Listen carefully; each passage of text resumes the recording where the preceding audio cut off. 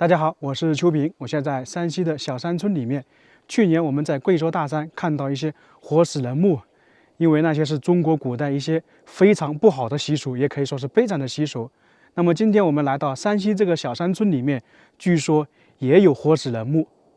那听到这几个字啊，大家都可能会觉得瘆得慌。现在呢，我们就去这个小山村里面了解一下。现在我们已经来到了村子的周边，也可以看到都是一些小山坡。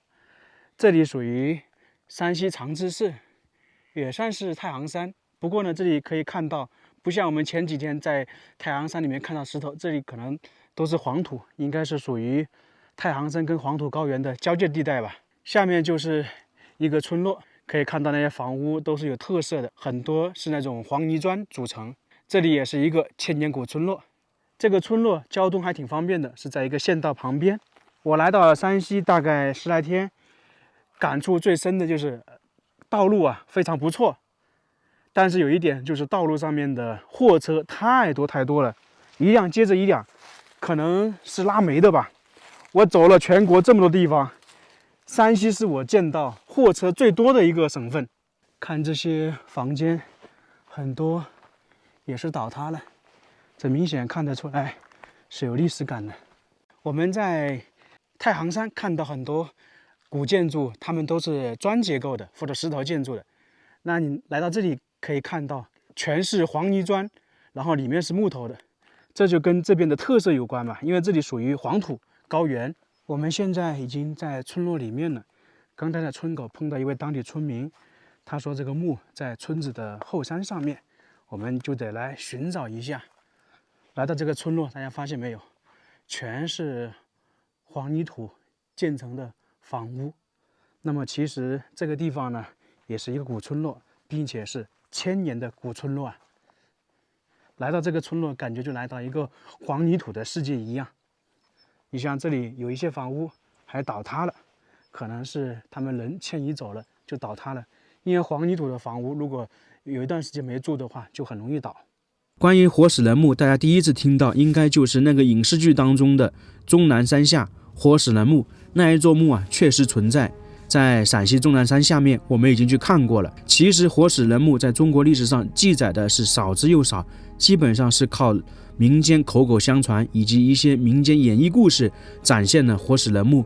我们去年去贵州大山里面发现了很多活死人墓，那个活死人墓造成的原因是由于战乱的情况，很多人呢逃荒走不动，或者生病了跟不上大部队，那只能留在那里，进而呢造就了一些活死人墓。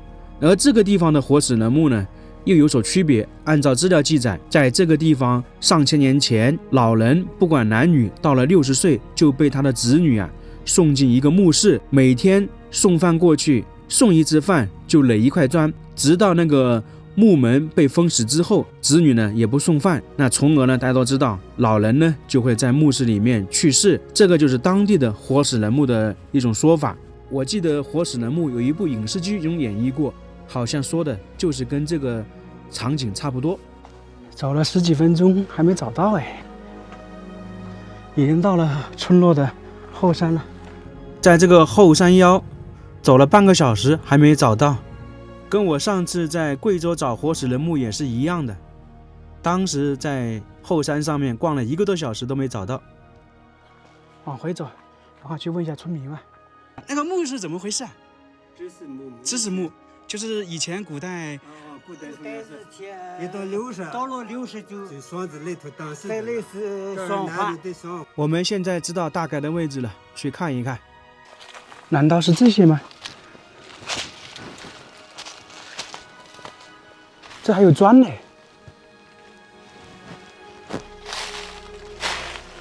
这是窑洞还是那个古墓啊？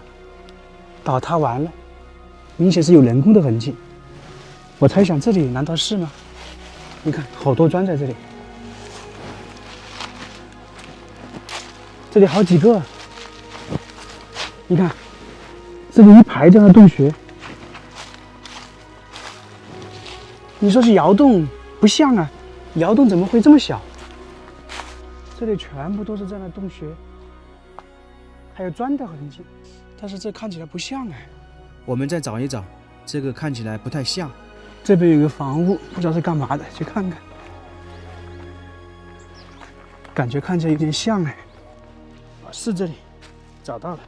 第一眼看到这个就跟我们之前看的很多墓室差不多，应该算是一个砖雕墓。你看下面就是墓室，左右两边呢还有门以及窗户等样式，这基本上就是典型的那种唐末宋初的墓葬形式。不过眼前这个墓室跟我们平时看的有点区别，它里面不是太大，长度的话大概1.5米，宽度的话1.2米左右。正常来讲，我们说一个墓室的话，它可能会大一点，包括我们在贵州看的活死人墓也是一样的。这里呢，为什么会这么小呢？主要是和这个活死人墓的特点有关。我刚才和当地的村民了解了一下，他们说这个是叫做知死墓嘛，主要的方式就是说，父母到了60岁，由他们的子女把他们送到这个墓室来，每天呢来送饭，每送一次饭呢，就把这个砖块垒砌上去，下面这些砖块估计就是木门上面的，看起来挺多的，也很有年代感了。直到把木门封死，木门封死之后，他子女就不会来送饭，那老人只能在墓室里面相当于是等死。这样的话坚持不了多长时间，快的话3-4天，慢的话1个星期左右，老人就会在里面去世。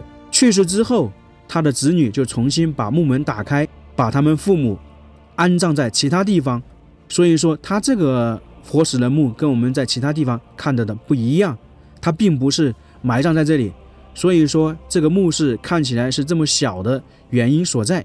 我们平时看到很多墓室，它长度可能都是2米左右，这种知死墓、活死人墓听起来是不是很瘆人、很悲惨？在中国古代封建社会以孝治天下，为什么会出现这种情况、这种陋习呢？按照一种资料说法，这是由于中国古代封建社会生产力比较低下，特别是在这个黄土高原上面，粮食生产不高。你如果一个家族人口比较多的话，靠仅有的粮食很能够使全家生存下来，特别是碰到灾荒时期以及战乱时期，生活就更艰难了。那一个家族相对来讲，在封建社会，男女到了60岁已经算是很高寿了。那当时一个家族如果有小孩、有老人，还有青壮年的话，那么作为长辈，他们就得做出选择，就必须保证小孩和青壮年的生活。青壮年生存下来了，小孩才能养育，这个也算是为了家族传承。于是这种知死墓、活死人墓就诞生了。尽管说这个是一种封建社会的陋习，但是在那个时期啊，也是一种无奈之举。还有一种说法呢，就是说在封建社会，普遍的人的平均寿命可能就是40岁左右。如果说一个家族有人生活到60岁，他们就会觉得这个60岁的老人，他的福气啊是沾了子孙后代的。当然了，这是一种片面的说法，这个是不存在的，可能主要还是由于当时的生产力决定的。大家听完这段离奇的故事，是不是会精神一身冷汗？报不完的恩永远是父母恩，还不了的情永远是父母情。乌鸦尚有反哺之情，儿女怎么会没有感恩的心呢？只不过在封建社会那个时候，很多时候是没有办法的，他们那些父母也是心甘情愿这样做的。这个可能也是古代社会的一种悲壮吧。所以我们大家要珍惜眼前时光，珍惜现在的生活。